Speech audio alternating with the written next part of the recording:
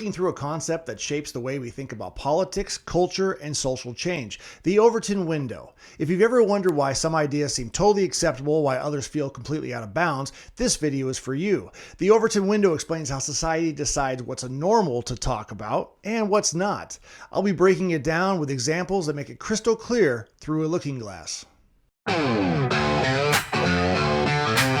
What exactly is the Overton window? Named after a political scientist, Joseph Overton, it's a model that shows the range of ideas that society considers acceptable at any given time. So imagine a spectrum of all possible opinions on a topic, from the totally unthinkable to the wildly popular. The Overton window is like a frame that slides along this spectrum. They highlight the ideas that seem reasonable, debatable, or mainstream. Anything inside the window, that's what people are okay discussing. But ideas that politicians, media, or your friends might openly support or debate outside the window, those are the ideas labeled as fringe, the radical, or even taboo. They're the ones that get side-eyed when you're at a dinner party. For example, let's say they're talking about voting age. Inside the Overton window today, there might be a debate whether the voting age should be 18 or 16. Outside of it, ideas like letting 10-year-olds vote or banning voting entirely, those are unthinkable for most people. I mean, think about women voting, okay? I got some notes here that basically imagine that when women couldn't do it. Women's suffrage, the late 19th century to 1920. There was a shift. Mid-1800s, the idea of women voting was unthinkable, far outside the Overton window, considered a radical challenge to societal norms. But by 1920, the 19th Amendment granted women the right to vote, making it a policy. So also, too, I mean, think about slavery as well, the abolition of slavery. So, early 1800s here in this country, 1865, obviously slavery was all over the world, still going on today if you're not paying attention to that. But there was a big shift. In the 1800s, abolishing slavery was a radical idea in the U.S., so this was outside of the Overton window in many states, especially in the South, though. But 1865, 13th Amendment, abolished slavery, making a policy nationwide that you couldn't do it in this country. The key drivers behind that were moral advocacy and then influential literature as well, so some of the books that they were writing and being published, and, of course, the Civil War. Other examples we're seeing right now, too, the legislation of recreational marijuana, right? From the 1990s to 2020s, United States and Canada, I mean, the thought of having marijuana legal, really, you couldn't do it. Then it was like, okay, you can have marijuana if you have a symptom or illness or cancer or some other reason that to make you feel better. You're allowed to do it. Became more and more acceptable as more people do it. You got advocacy groups, medical marijuana research. There's a shifting cultural attitude towards drugs. Kind of went into the mainstream media, but public opinion polls said they showed support rising from 27% in 1995 to 68% in 2020.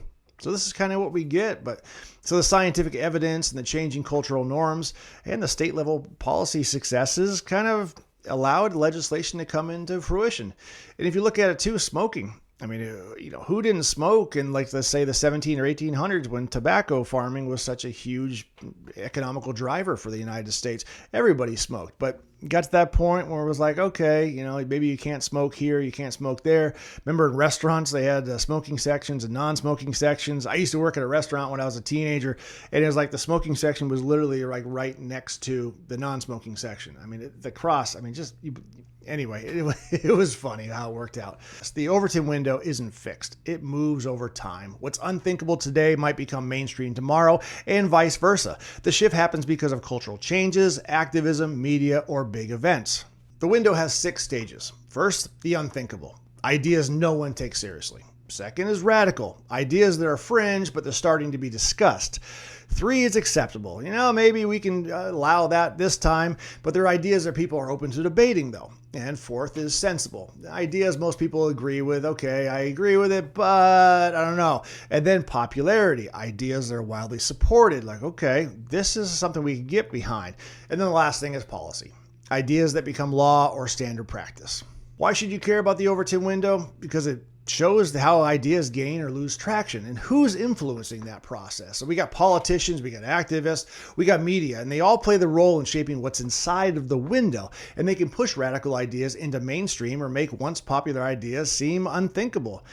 So one thing I look at too is President Donald Trump. He'll throw out something like, hey, I'm going to call this the Gulf of America or the Arabian Sea, the Persian Gulf, all those things. I did a video on that. Check that out. But it was like, everybody, he just throws these things out. I'm running for a third term, and people go nuts thinking that he wants to be king. So the funny thing about it is he just throws a lot of these ideas out to see how people react, to see where the window is in the sliding shift, and say, okay, that's where I can go with this. I mean, I don't know. That's a kind of a warning / helpful advice for liberals that go crazy at the thought of everything that Donald Trump does.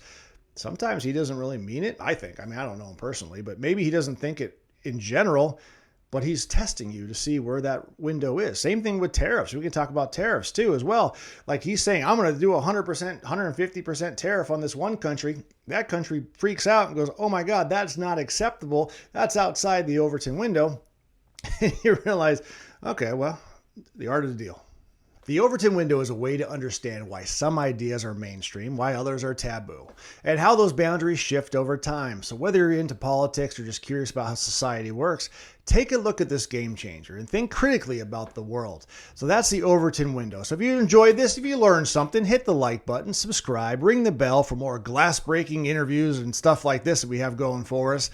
Let me know in the comments, what's an idea that you think is outside the Overton window right now, but might become mainstream soon? Maybe drag queens talking in front of preschoolers?